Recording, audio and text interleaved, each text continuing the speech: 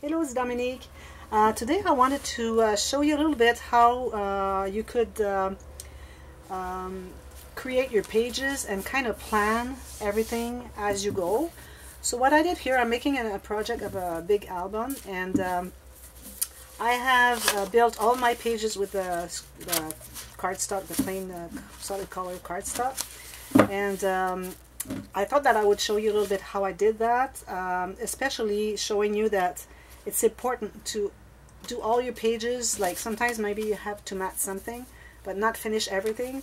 Just get into the construction mood, and then do all the construction and work on that, because you have to really focus, because you have to think of all the gussets and then the closures, what you're going to have as a closure. So you work all your pages, and then you just focus on that, and you don't focus into matting and then having the pattern paper and then getting back to another page and then construction and all that. So I think that it's much easier to do it that way, because then you focus on construction, and then when you're all done, you focus on the design with the design paper, have everything coordinate. So also I'm going to show you quick how I made my pages. So because it's not matted, you can see all where the little seams are, so you can kind of figure how to make them.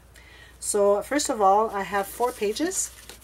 So the base pages is the one that is like this opening here will be attached to the hinge system, and then this will be an opening for a card. So this is the base page that is closed on the edge and the bottom, on one edge and the bottom. Okay, so after I did that, then I was working on one page at a time, and then just kind of planning one page at a time. So here, this one is just easy. It's just the waterfall cascade, and I didn't want to have it not finished, like not attached to the page, so I decided to mat the back, and then I'll finish the rest after that. Also, I decided that all my pages on that side would have an on-page pocket. So I already made my cards, and all I have to do is mat the inside here later. Maybe put a little piece of pattern paper there if I decide to. I might do that. I have a special trim that I'm going to use. I think it's going to be really nice on this one. I'll see. Maybe I'll put a piece of lace. We'll see. And so that's that one. But the other ones, like this one I've done recently. You've seen the tutorial how to make this one. So I have my card. So first of all, that's the card that closes the gatefold, and then when you open it, you have the interactions, and you have belly band on each side. So first of all, what you have to do is start building the doors. You have to put the doors first. So you have to allow some gusset, because you're going to have these pockets here are wrapped. Okay, so they're not glued on the edge, as you can see, because it goes all the way to the edge here. So I'm going to take a piece of paper. I don't have a piece of paper here.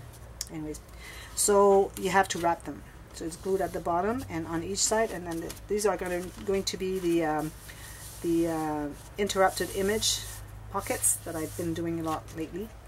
So because they're wrapped like that, they take some thickness, and also if you plan to put a belly band or something there, this adds, again, because this too is wrapped. As you can see, there's a seam underneath here and underneath here. So that is going to take some room here. And also you're going to mat this and mat this. So you need to have maybe I would say I have maybe a 32nd of an inch here. I'm going to put a 1/16 of an inch to have it looser. But I didn't know when I made that I would be making a belly band here. But I think it's still good, so it's okay. So you do that. So after you've done that, then you make the box. So you have the box here for the gatefold, so that the envelope can go inside. So here I decided that I would have a 3-page card. So you have this card that I always do, which you can tuck something here because it's glued only on each side. But then I have another one that's the whole thing. So I wanted to add another one. So these are just pieces glued one on top of the other. So because I wanted to have that, it's not thick now, but once I matted everything and then you have pictures in it, it's going to get thicker. And also you're going to get some paper on the bottom here inside the gatefold. So you need to have some kind of space for everything. So that's why I made kind of a box. It's about, I would say, 3/16 of an inch box. So that was this page here. So you have to think of your gussets, what you're going to do first. So you have to think gusset, what you're going to do inside, and also closure. How are you going to have it close? Because here, oh yeah, I didn't show you this one here. On the other side I have this little piece of ribbon, because this is just the top of the interaction. So inside I have these here. So here, because I knew I was going to put some pockets on each side, and they are wrapped around again, always. So then I needed to have some kind of a gusset so that it would include all of this. And I've added it because I was making the this interaction with the Martha Stewart punch, and that's the technique where you have two layers, like you have the black in the back, in the background, and then you have this one on top. And it's just because it's layered a little lower, then you get to kind of see a shadow, which I really love. I love making this thing. So I decided to make them right now because I had the punch in my head, so okay, might as well just do it so it's done. So all I need to do is just mat the back. So this is the one here. Now this one here, as you can see, also I have the arrows on every single page. I always have the arrow so that when it's time to come to mat everything, then I know exactly which direction it goes. So here what I wanted to do is have this page here with this little clock hand, and it's going to be with a brad. It's going to be attached here, and then when you turn this opens. I've done that in the big album, the big vintage album with lavender. This is another one, big vintage album with lavender. It's a custom order I'm making. So here, this one, before I decided to have this here, I needed to do the whole thing, because this is the whole page here. So I had to put two pieces here because my papers were not big enough to just have a fold, so I had to add a little piece there and then just glue it on. But first you have to think what you're going to do inside. So here, because I knew I was going to make kind of a pocket here, then I needed to have some gusset. So I put like a 1/4 inch here, and on the other side I put some as well, but not as much, maybe 3/16 of an inch, because I knew I was going to make two flap like this. And because of all the thickness of this, then because this is a pocket with a flap on top and the pocket here, so that's adding paper. So you need to have some kind of a gusset here. So that's what I did here. And this one here is just a magnet. So that's one here that's interesting. This one here I wanted to make just a little journal book. So I decided on my closure. Now it's time to put it here, but to put it on before you mat that. So I put my closure already. So I made this little book, so I had to put some kind of a gusset because I knew that it was going to be that thick. And after I had made the book, I said, okay, how am I going to glue the book onto the page? So I decided, first of all, my book, this piece of paper here, was this long all the way here, and I didn't want to cut it. Why cut it? I just decided to fold it, and I didn't want to glue them down here. I don't do this anymore. I take a little strip of paper, about, I would say, 1/2 inch. You score in the center. You taper, especially the top, the two pieces folded together. You just taper that, and you just go and put the glue on them, and then you have the fold on this side, and here the fold is on the outside here, and you just glue that down there. So that way, when you have a pocket, if you would have glued it down here and here, then you'd have only from there to there for some pictures to go in. As the way that I did it, you have picture going all the way there and there. And also, if it's glued down, it's hard to access to it because it's glued shut like this. As when you have this little piece of paper, it raises, or rises, no, raises, I guess, the flap here, so it's easy to put something in there. So then when I wanted to glue the booklet to the page, to the interaction, I said, okay, I'm not going to glue the whole thing and have nothing. I said, I want to be able to put a card in there. So I did the same, a long strip, same thing, 1/2 inch, scored in half, folded, tapered here on the top so that you don't see them. And then you simply glue them inside with the fold on the outside. And then you have the same thing as I did here. So here I have a card that I've put there, and the card can go all the way to the edges. Now this is not matted, so it's hard to find the right way, but once it's going to be matted, it's going to be just sliding in. So it goes all the way here to all the way up here. So you want to have the biggest space as possible. So that makes a big difference in quality of your albums. Here I decided to do nothing because this was so thick. I could have done like a little accordion pocket, But I thought it was so small that I decided not to do anything, so I'm just going to put some kind of decoration. You don't have to have all your pages with interaction all over. You can have some spots that are just decoration. And here again I have my on-page pocket, and I have my card there. And once my pages will be glued onto the spine, then I'll have this pocket as well. So that's this one. And this one here, so I wanted to have this here, I have a magnet. So I wanted to have this open like this open like this, and I wanted to have another one here. I could have just stopped here, but I like extra flaps. I like flaps quite a bit. So here what I did is, first of all, this one is the biggest one because it includes everything, but it's so far that you wouldn't, because this card, the fold of this flap here doesn't go all the way there, so because it's far, it could have just go around it. But I decided to put some kind of a gusset anyways. So here you have to have quite a bit of gusset because you're going to have this page, you're going to have the pocket here, you're going to have these pages, which is 3 because this one also has a pocket. So these 3, and then you have this one here that I'm going to mat. That's the same one I did with the Martha Stewart punch. So I'm just going to mat that. And then it's going to be paper here and photos all over there, so you need to have some gusset. So here I did like maybe 3/16 of an inch, and here I did about 1/8 of an inch. So that's the minimum you need to do. But here it doesn't matter if it's adding up because I have so much here and it's far, so it just closes there. It doesn't have to be like including everything. I didn't want to do it more than that because it would have been too big. So that's how I did this one. So I glued this piece here.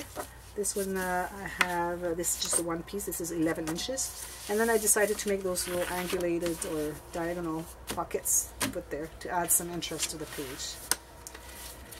On this one here, so here I had a magnet. It's just that I need to reglue it there. So I have the 2 magnets here. So it opens like this. And this one I left a gusset because I knew I was going to do like a waterfall here. So I did the waterfall, and here I made a pocket, and this is again a pocket with wrapped around on the edges. On the bottom here I didn't wrap around, I just glued it down. It's okay because it's big enough space. So I wanted to have that, so I left a gusset here, and then I figured my closure here. So that's that one. And on this one here, so this one I wanted to have a little card that's going to go in a pocket, and again here I'm going to put a clock hand, and then it's going to go like this as a closure, like I did in the other book I have made. So I wanted to have a card in a pocket. So I had made a pocket, and then I said, okay, I'm going to put some gusset because I want to put a big book in there. You know, like I like to do the what I call the incrustations with the photo mat, and then some paper, design paper, photo spot, and then some journal spot, and then some little trim of pattern paper and all that. So I usually do 3, but here I decided to do 4. I wanted to do more, so I put a gusset that would include just the 4 here with all the paper that's going to go inside. So it's just good. But then when I wanted to wait, it's just that until it's matted, it's hard to put in. But when it's going to be matted, it's just going to slide in. So I wanted to have this card here that goes inside, but I didn't want to add that behind the pocket because it's extra paper inside my gusset, so that removes space for my photos in here. It's adding too much. So I decided to add another pocket. As you can see, there's another pocket right here on top, and just put my card in there. And then it's going to be with the little needle or clock hand here. So that's why I added that. And the way that once you have the gussets and you have included everything you want to put in there, if you want to add anything, it has to be on top. So here, if I wanted to, I could add a little file if I wanted to. It's on top, on top, on top. And since I haven't made the book base, like the album base, then I can add whatever I want, because I'm going to make the album the size of whatever I need for my all the interactions, whatever I need. So I'm gonna have all the interactions, but I have to have everything matted to see that all the thickness, just the photos adding is okay, not more than that. So all the matting has to be done before you decide on your spine. So I'm going to put everything like this, and then just not squeeze it too much, just let it go like this, just help it a little bit stay together, and that's going to be the width of my spine. This one I should put this way so that I know exactly the width. So this is going to be the width of my spine, like this. So there's all of this room for adding photos. So this is going to be another video where I show how to make the spine, I mean the base of the book, according to what you have pages there. And this one here, I just decided to put a file here, and I wanted to have a card in the back, so the back of the file, so I put those little strips of paper at the base of the last file here, so that it's kind of a little channel, so it goes in. So I have that. Other than that, I didn't have to calculate any gusset. I still have my card here, like every page on the same side, not on both sides. I thought it was too much. And I decided that I would put a little pocket here because I thought it was a lot of pattern, and I needed this. I could have used the paper on this side, it would have been better, but it's okay. It's a sideways file, but it's better if you have your pattern paper like down like this. So I just added the pocket. I can put some embellishments here, so it doesn't matter because it's going to be included into my book. So whatever I put in on here, it's going to be, there's going to be room for all of that. So I thought maybe that would be helpful for you, especially if you're a beginner and you're trying to figure out how to do all the construction of your book, where to start, and how to calculate your pages, the space you've got available. You really have to think ahead of time what you're going to do inside before you do the outside flaps, unless you add on top, on top, on top. I've seen that. Some people just go, okay, one flap there. Okay, I'm going to add another one on top, not on top. But I like to have, I think it's cleaner when you have just the one fold here with a large gusset. I think it's nicer than having like piled up on top. Like this is on top, on top, on top. You won't see that because it's going to be paper here, and that's not the thing I wanted to do. It's just that I wanted to, it's just because of the pocket and the page. But here when I can do that, just the one gusset, it's better. It's cleaner edges. So if you think this has helped you to start creating your books, just let me know. Write a comment, and then let me know how it helped you, what specific detail you really liked, and let me know. And also, if you haven't subscribed to my channel, you can click on that subscribe button and also the little bell right next to it, so that every time I have a new video coming, you'll be notified for that. And also you can click on that share button so that you can share on your favorite social media, and all your friends get to see that. Maybe you'll get new friends doing scrapbooking with you, which would really be fun if I had friends doing scrapbooking. I'm all by myself, but it's okay because I really enjoy it. But having a friend doing scrapbooking with me, I would really, really enjoy. So if you have some friends or family that are on your Facebook page or whatever, and they start, because I've seen some people start doing scrapbooking after seeing my videos, so we never know, they might start doing scrapbooking with you, and it'll be a lot of fun. So until next time, well, happy scrapbooking, and then come back to see how I do the binding of all that. So that'll be following not very long from now. So thank you for watching. Until next time, happy scrapping. Bye-bye.